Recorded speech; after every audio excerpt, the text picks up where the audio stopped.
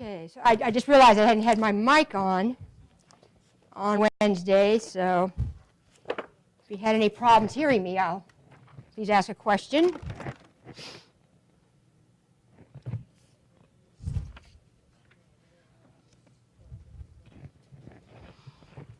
We're going to finish up our clicker questions today. This is your last question. Will be worth 3 points. So that'll give you your 5 extra credit points that are possible.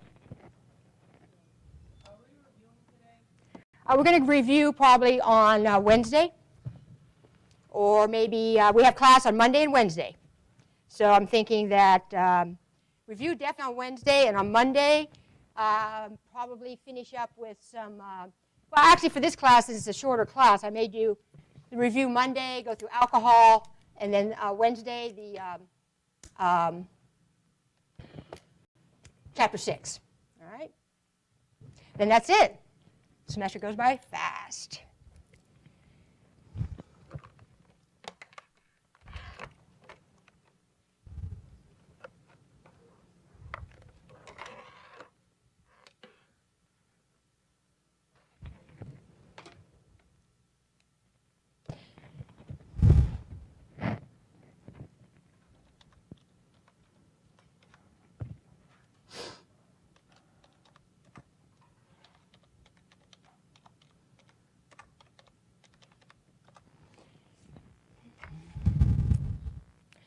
So we'll watch a video today on all-arounders, and I'll ask you a clicker question based on something that's in the film.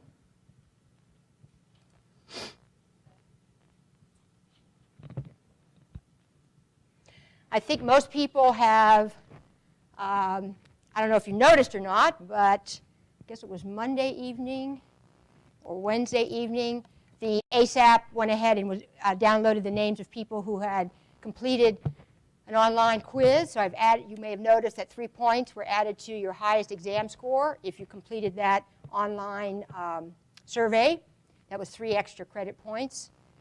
Reminder, if you have not completed your quizzes, they will shut down at 11:59 Sunday, not to be opened again. I can't help you if you missed that deadline.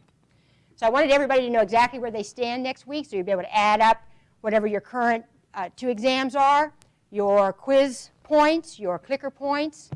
And some of you, as you notice, it does thin out because of the fact that some people had very high, their first 2 exams. They may have had their clicker points or quiz points out of the way, things like that. I'd rather have us be a little bit slower at the end of the semester than a little bit faster. I know you guys are all getting a plate load of stuff to do, and so am I.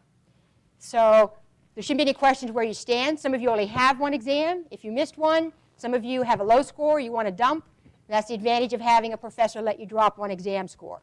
So you get to drop 1, you got extra clicker points, I reopened the quizzes, so I've tried to help you everywhere I can, and hopefully that is going to let you do what you need to do to get the score that you deserve.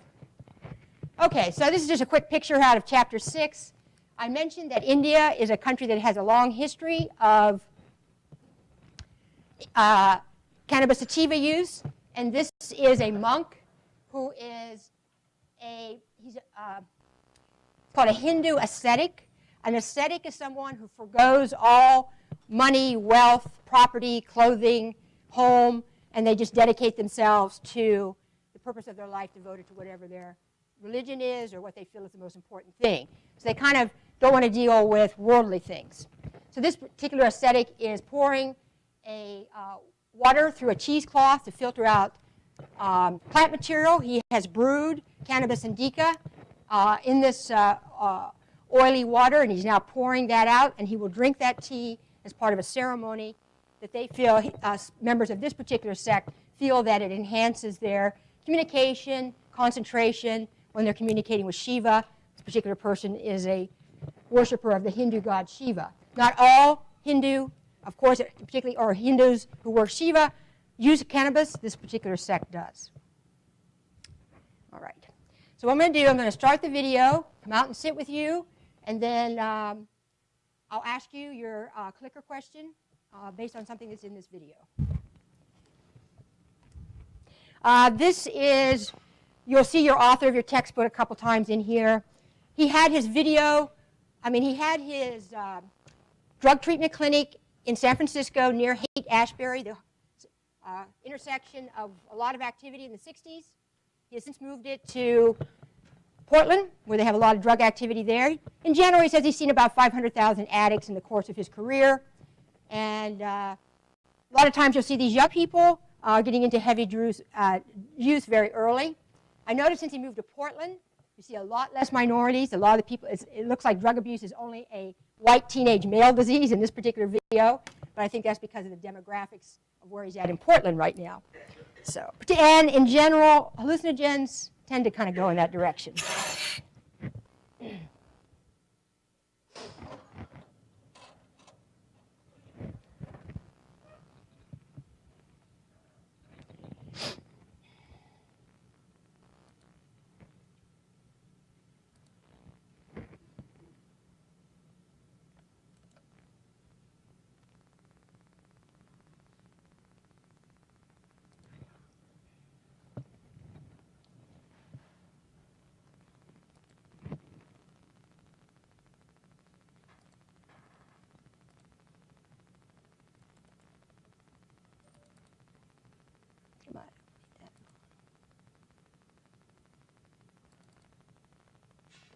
Trying to get that off. I don't need the Hispanic.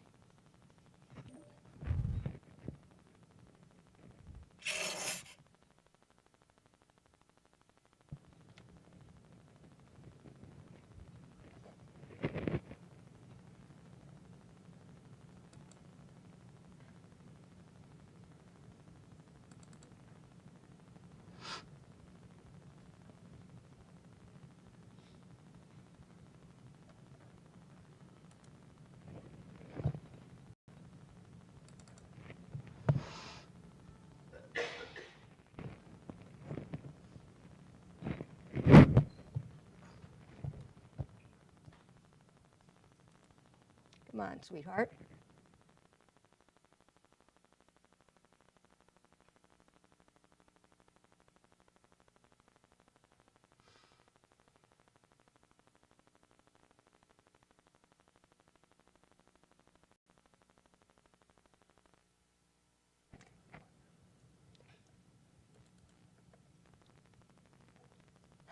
I had this happen yesterday or Wednesday, and I can't remember how I fixed it.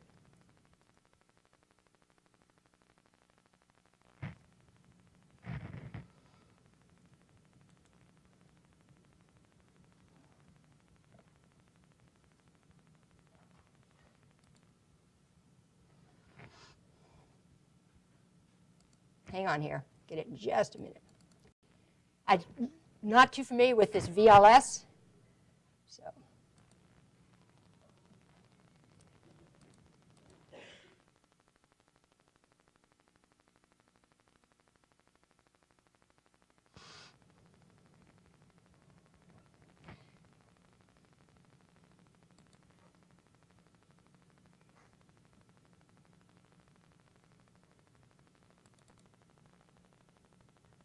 Seems like it should be playing at this point.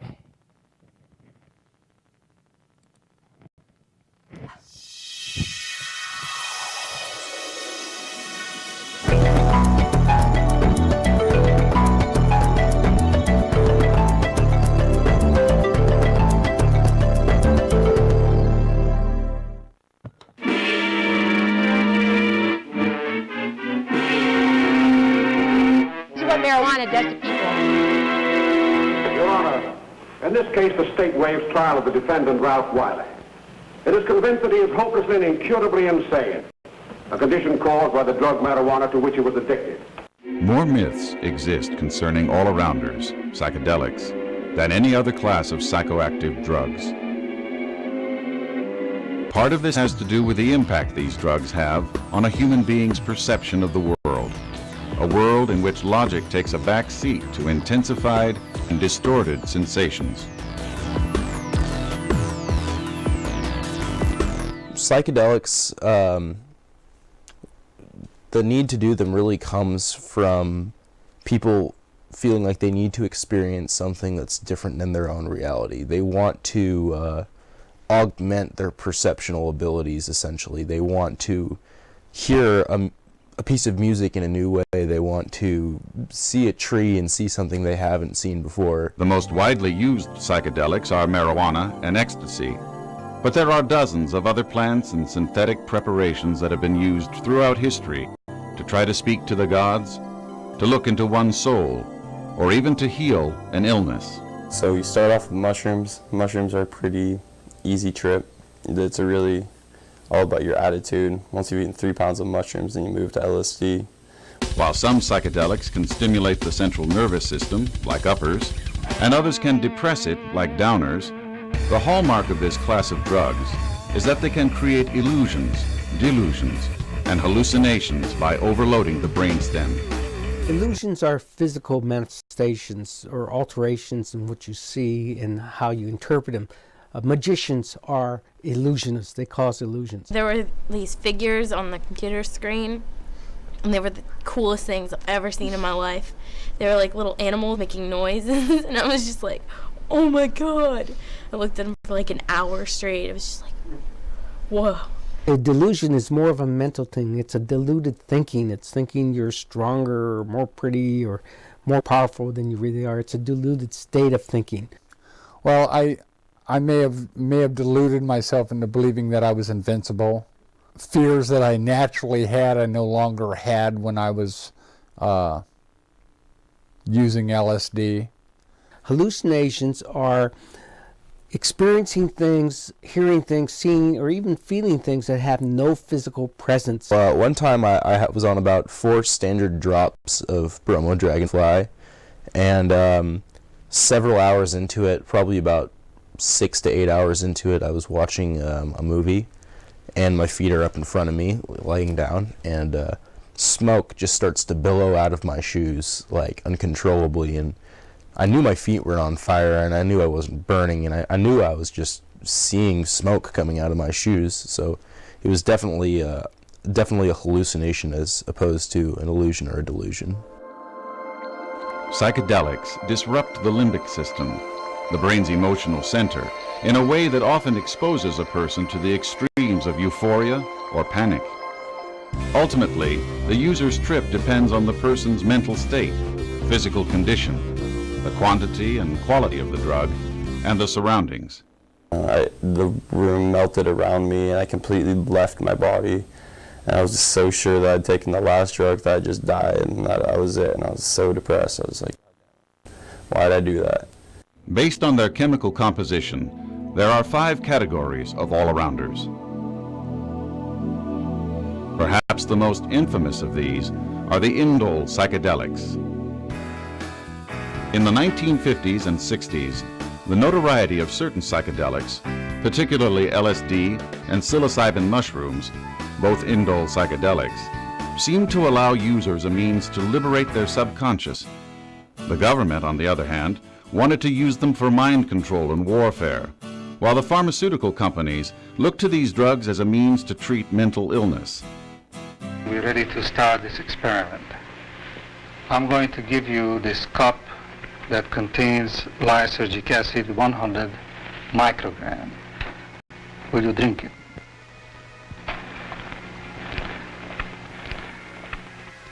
$2.48. You're doing fine. Just try to describe it. Oh, you don't know. You want to give yourself. You want to give yourself as much as you can. What happens when I do this?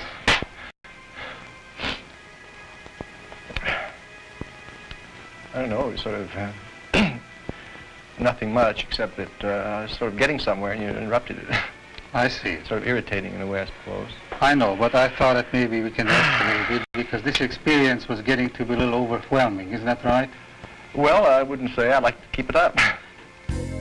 The Army, CIA, and the pharmaceutical companies found the effects of the psychedelics to be too unpredictable, so they ceased experimentation. Use of these substances was left to those people willing to explore and alter their minds. To me, I felt it helped me to realize that those fears that I had were were self-inflicted and made-up fears, and that it brought me to believe that I could conquer those fears, I could conquer those weaknesses, I could be in control of those as long as I was using the drug. Unfortunately, the variability in potency and the tendency to overuse almost any psychoactive drug led to a number of problems. I dosed myself on an extremely large dose, I suppose, of mushrooms. I ate 28 grams, which was about an ounce of them. And I realized that it was a poison, that I had to get it out of me, and that eventually at one point my sinuses swelled up to the point where I was actually bleeding from my eyes. The use of indole psychedelics to explore consciousness or simply to get high waned in the 80s and 90s, while the use of ecstasy and other phenylalkylamines increased. Again, the desire was to change one's perception of the world.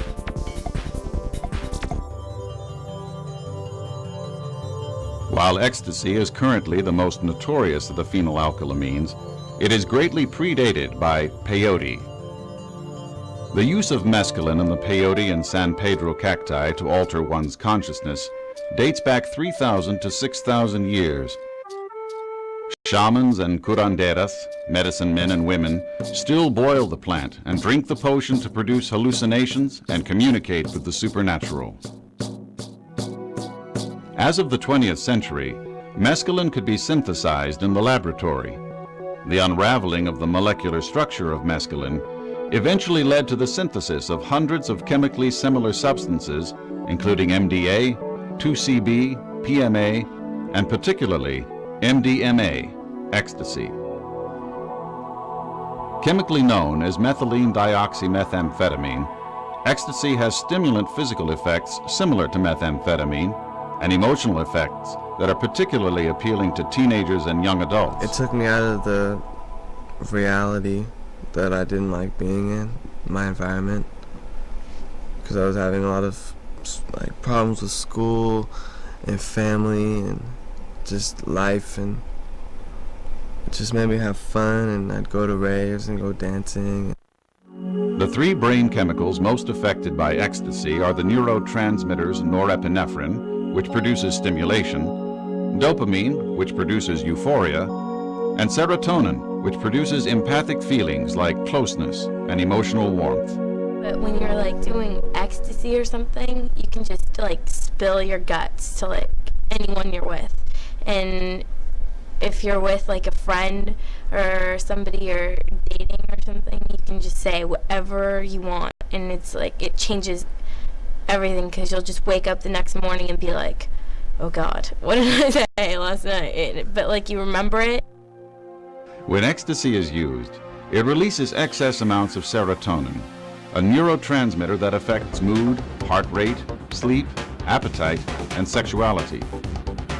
It exaggerates emotions while lowering inhibitions, but unfortunately, it also results in serotonin depletion, often causing depression. In the morning, you just feel like your whole body's drained, like you've been dead, like you're just about to die, and your whole body's just like, ugh, and everything's been drained from you. Counterfeit chemicals are frequently misrepresented as ecstasy because of the money involved in the sale of this drug.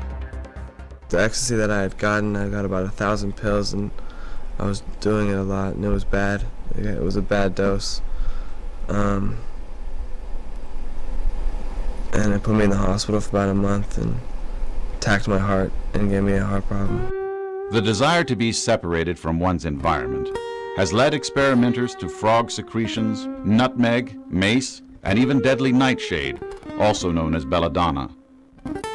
Belladonna is the best known of the anticholinergic psychedelics, which also include mandrake, jimson weed, and wolfbane. These plants were popular in the Middle Ages and were often used in witchcraft and sorcery. In the continuing search for ways to escape one's environment, a number of experimenters in the 1960s tried the animal tranquilizer, PCP. When I smoke PCP, I feel just like on top of the world, you know? You don't feel pain, you don't think about your past, you know, it's It's a good drug if you want to do to cover up your feelings, you know? You feel like Superman. It's like acid without the mind trip. A similar anesthetic called ketamine was widely used in field hospitals during the Vietnam War, but its dissociative and psychic effects limited its use. It became one of the so-called club drugs, along with ecstasy, GHB, and nitrous oxide. It's like a hallucinogen, also like in slow motion. Like everything feels like it's real slow. But you also kind of feel like kind of amped. The psychic effects of both drugs have been described as sensory deprivation that produces a separation between mind and body, making it hard to move and think normally. I blacked out because I've usually mixed it with alcohol too. Makes you black out sometimes. Sometimes I end up in the hospital with like scars and I wouldn't know how I got them. There is a thin line between the drug's pleasant sensory deprivation and catatonia, coma, or convulsions. The search for other mind-altering drugs often leads experimenters to substances that are easier to find and sometimes legal. One recent rediscovery is Salvia divinorum, a sage plant that has been around for thousands of years. It is still used by shamans in the mountains of northeastern Mexico to induce a trance-like state. Experimenters are often startled by its potency. Once you hit acid, you realize that you want to try salvia, and once you try salvia, you never want to do a hallucinogen again, because you'll never come. That's just the craziest hallucinogen ever. It's like taking 35 hits of acid and peaking hard for about 15 minutes. The numbers of people using LSD, psilocybin mushrooms, peyote, and MDMA is dwarfed by the numbers using marijuana.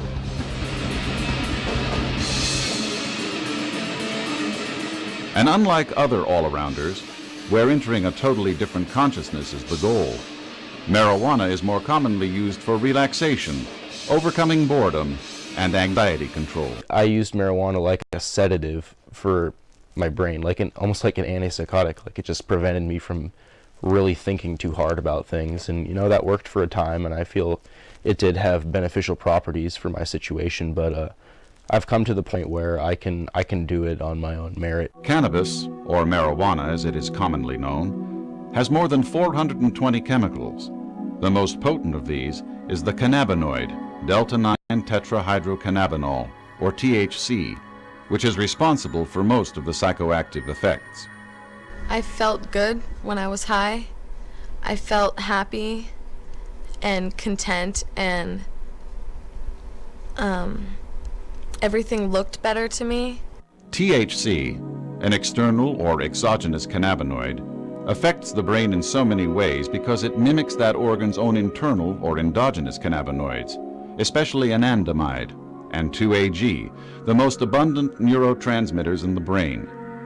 Normally, these chemicals affect any number of functions, including pain control, information processing, intraocular pressure, muscle relaxation, integration of sensory experiences with emotions, memory, and hunger. I used to eat and eat and eat just constantly. Even if I was full, I'd go back to the kitchen and just scarf. My short-term memory is horrible. Like, I have to remind myself what we're talking about right now. Like, in order to talk about it, I'm like, okay, this is what we're talking about, because I'll forget. And then, I don't know, it's just really bad. In addition to short-term memory loss, impairment of the frontal lobes, which control the decision-making process, can cloud judgment. I was taught to want to achieve things, and I rebelled against the achievement factor. I didn't want to achieve what you wanted me to achieve. So to keep me from achieving what you wanted me to achieve, I'm going to put a resistor in place. And that resistor is marijuana. One of the main areas affected by marijuana is the novelty center of the brain, that part of our consciousness that alerts us to the presence of something new, something that should be paid attention to in case it is dangerous or beneficial. When marijuana overstimulates this part of the brain, we find even the most mundane things interesting. People will smoke weed in a prelude to an activity, like, oh, let's go get high and then we're going to go to Denny's or something like that. And it's like, well, I don't know, is eating just not enough for you? You got to fully enjoy that experience by being stoned, or like, you know, I don't know, like anything, like, oh, let's get all baked and go to the zoo. Tolerance and even withdrawal symptoms have been commonly observed in heavy users. Marijuana is most definitely a tolerance-producing drug. You can, you know, go years and years smoking every single day, stop a week, smoke a joint, get higher than you've been in a year. And, you know, and tolerances can build slower, but stick harder. Withdrawal symptoms for the first week, I really didn't feel them. The second week was far more troublesome, I'd say, just because that's when the stress of it really started to get to me. That's when my body started to realize, wait, you don't have this chemical to use in the way you had been using it, which was pretty much for stress relief, and I really started to get aggravated.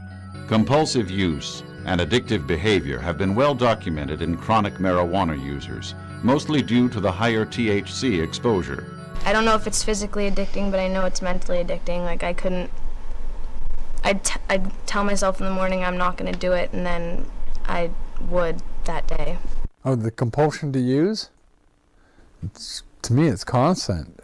I can be high for, you know, already be a half an hour or an hour into it and want to smoke some more just for the pure taste of it. Not to enhance the high, because generally the high doesn't get better or stronger.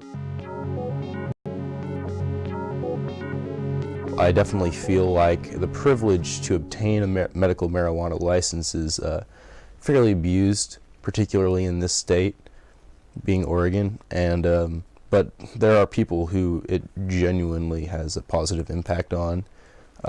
Cancer patients, AIDS victims. But when we're talking about the positive effects of medical marijuana, most health experts are not talking about taking bud and rolling it into a joint and smoking it. We're talking about looking at the actual chemicals in marijuana. There are several different chemicals in marijuana. We're looking at maybe one of those, delta-9 THC, which is psychoactive, but also has major health benefits. And we're looking about extracting that, purifying that, and administering it in a healthy form rather than the negative form of smoking. I feel a lot of people that say that they want it legalized for the medical reasons and so forth and so on.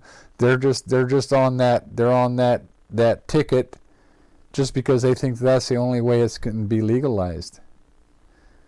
Well, you know, stand up and say, hey, I want it legalized for the very fact that I just want it legalized. Research that honestly examines marijuana and the other psychedelics has greatly increased in the past 20 years, hopefully overcoming the myths of the past. Is it habit forming? Dangerous? Brain damaging? Drugs are like a rocket car. They truly are. If you know how to drive one, you can be taken far beyond the normal veil of human experience, you know, goes to. But if you don't know how to drive that rocket car, you're just going to crash into a wall, and you're not going to get anything out of it. And that goes from everything from marijuana to LSD to mushrooms to peyote to whatever.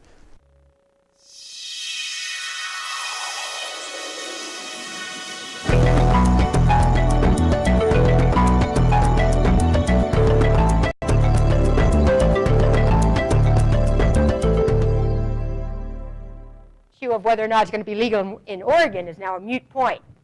It is pretty much decriminalized.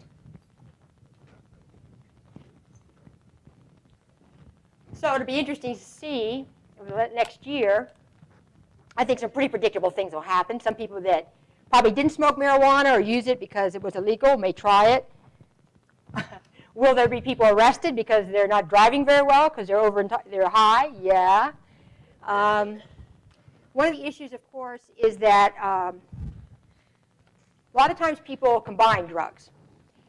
So I don't know how you people had felt about it. When I watched this, those people always look so young. But I wonder if you noticed something else. Did you notice kind of a theme for some of the people that were using it? The young man who had, well, he says he got a bad dose of ecstasy when he bought it.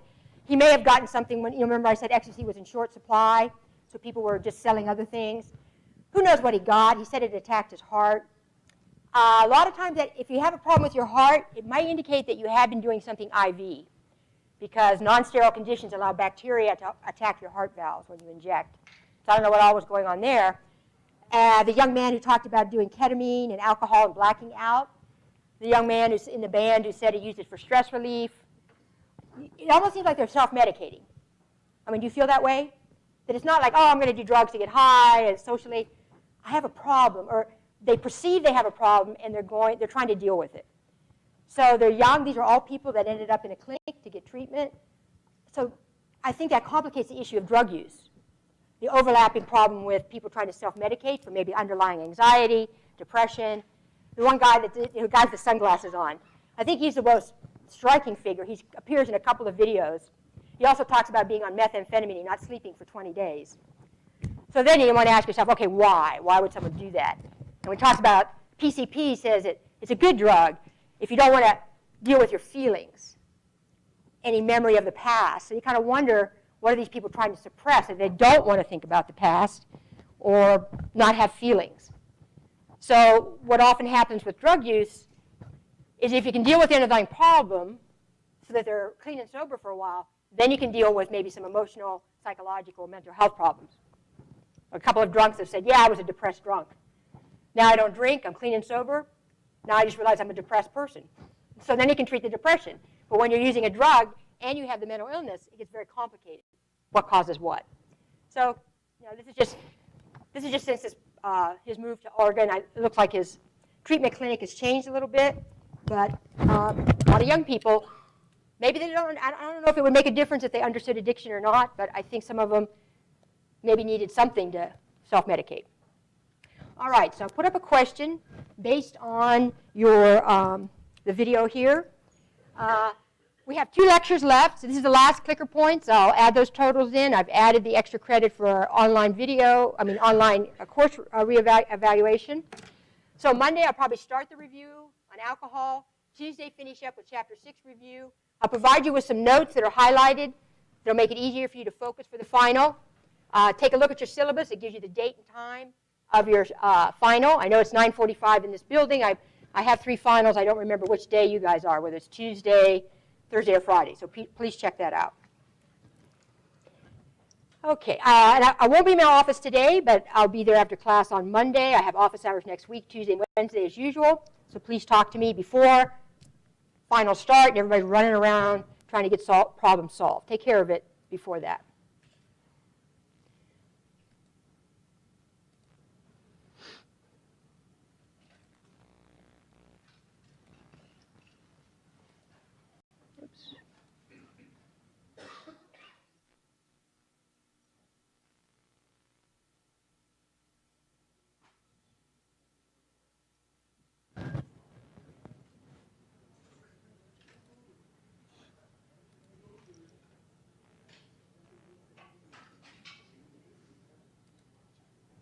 Haven't opened it up yet, just checking for other consoles.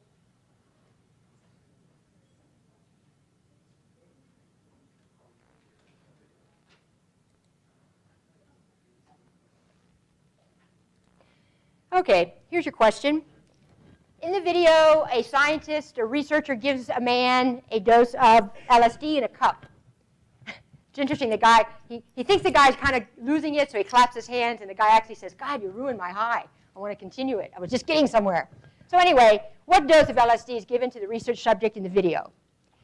He gets it in a cup, he drinks it, and then is it A, 25 micrograms, B, 100 micrograms, C, 200 micrograms, or D, 300 micrograms? So micrograms, they're all in the right range. Instead of milligrams, they are micrograms.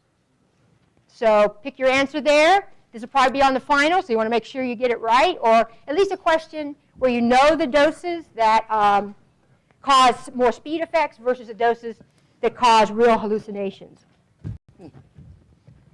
Okay, so we've got 93 votes coming in, 94. Just been open a minute. I'll let it go for a little bit here. And then we'll be done for this week. We've just got 2 more meetings left. I'll close it in a minute and a half. We're about 1:13 now.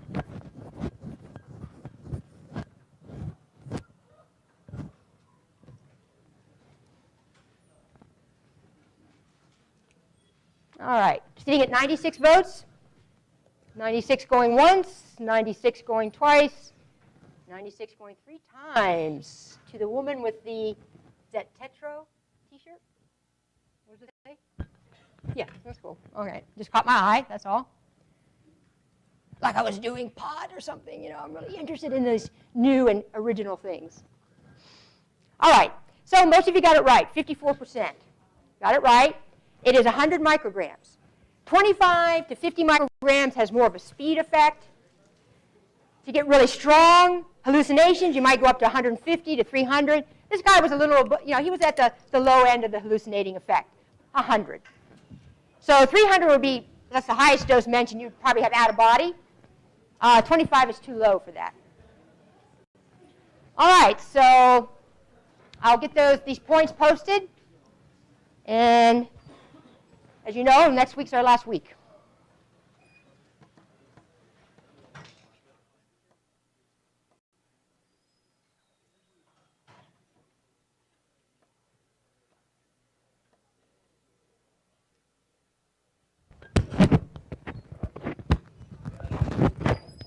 Hello.